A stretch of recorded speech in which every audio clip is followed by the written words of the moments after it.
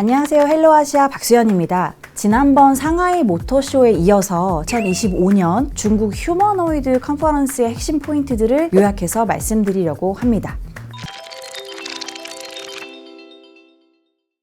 이번 휴머노이드 컨퍼런스에는 약 100개 기업이 참가했고 휴머노이드 제품 개발, 산학연의 협력, 배터리 기술, 다양한 응용 시나리오 등 주제를 다루었습니다. 중국은 전 세계에서 가장 많은 휴머노이드 모델을 보유한 국가로 자리매김하고 있는데요. 현재 7개의 모델이 출시되어 있고 상당수는 생산 공장에서 일부 역할을 담당하고 있습니다. 전 세계에 출시된 휴머노이드 모델 중에서 40%에 달하는 로봇이 중국이 차지하게 된 배경은 정부와 민간의 지속적인 자금 지원이 있었기 때문입니다. 이러한 투자와 실제 산업 도입을 기반으로 중국 휴머노이드의 생산 단가는 2024년 42만 유안에서 2030년에는 13만 유안, 2050년에는 11만 유안으로 하락할 것으로 추정되고 있습니다. 생산 단가의 하락은 다양한 산업 도입을 더 용이하게 만들어줄 것이기 때문에 향후 데이터의 확보와 오류 수정에도 도움이 될 것으로 보입니다. 생산 단가 하락에 힘입어서 중국 휴머노이드는 많은 현장에 도입될 것으로 예상되는데요. 이러한 성장 배경에 따라 중국 휴머노이드 시장 규모는 미국과 유사한 사이즈를 나타낼 것으로 전망되고 있습니다.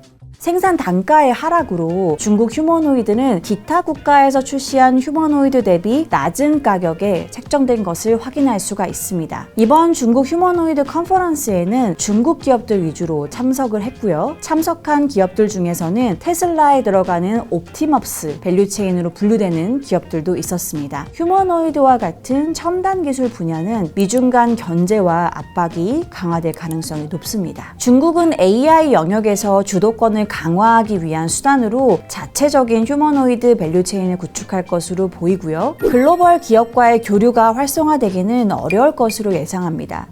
중국 증시도 이러한 흐름을 반영 중인데요. 테슬라 협력 그룹사 대비해서 중국 기업 위주로 휴머노이드 제조 부품을 공급 중인 밸류체인의 흐름이 월등히 양호한 것을 좀 보실 수가 있습니다.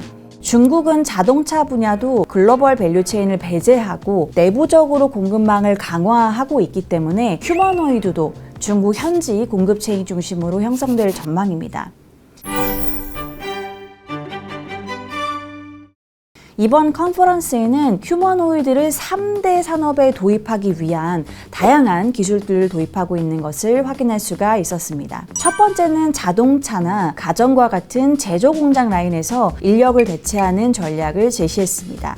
이번 컨퍼런스에 유비테크가 참석하지는 않았지만 곳곳에서 제조공장 도입 전략을 취하고 있는 유비테크의 흔적을 발견할 수 있었습니다. 유비테크가 중국 휴머노이드 산업 표준을 중국 정부와 공동으로 작업했기 때문입니다.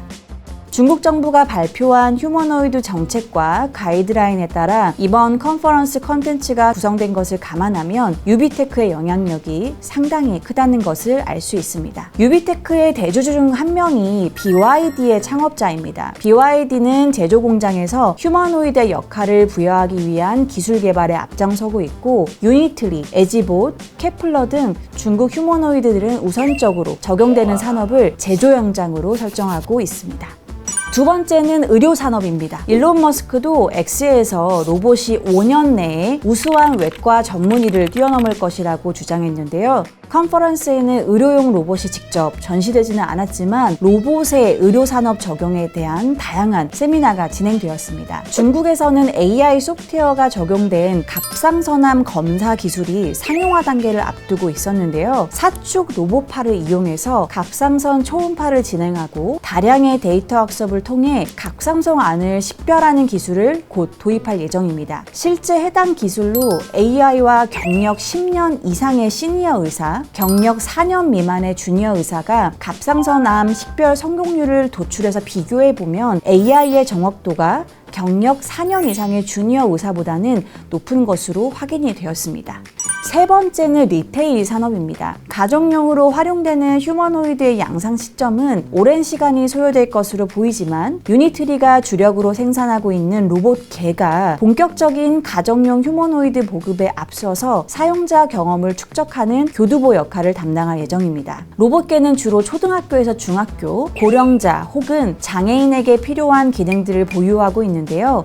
고령자, 장애인의 경우 도보 이동 시 내비게이션 기능을 수행하고 택시 호출, 긴급 통화, 레스토랑 등 시설에서 이용 이후에 결제를 할 수 있는 기능 등을 수행할 수 있습니다. 로봇개는 중국 춘절 갈라쇼에서 로봇 군무를 보여주었던 중국의 유니트리가 글로벌 시장 점유율 70%를 차지하고 있어서요. 압도적인 영향력을 행사하고 있습니다.